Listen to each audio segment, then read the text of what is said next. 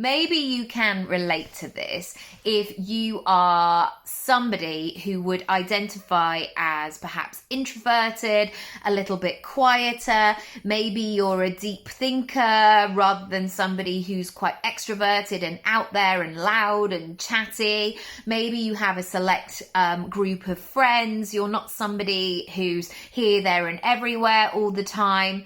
And all of those qualities, first and foremost, I want to say are so great. They are brilliant at helping you to connect with what your ideal client or customer wants.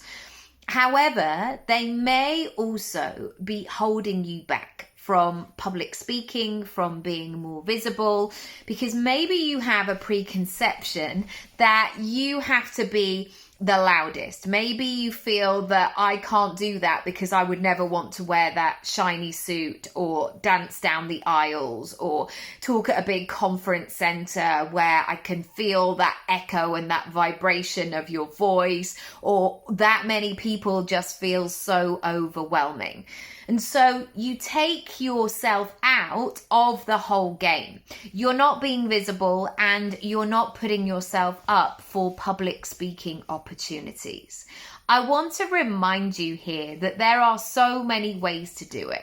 And inside Speak Up, we don't just look at the big conferences. We don't look at the keynotes. We don't look at where you're in big stadiums. There are so many different ways to make money from speaking. It could be you holding a small intimate circle and charging a ticket price and doing a small intimate workshop.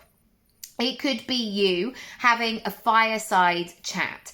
It could be you being interviewed or talking with somebody and hosting a private paid for podcast. There are so many ways to do this. And so anytime you feel that temptation and that pressure to be somebody else, instead, before you rearrange your whole personality, ask yourself, how do I like to work? What feels really good for me? How can I use my set of skills and circumstances and personality to speak to people who may also have a similar set of skills also?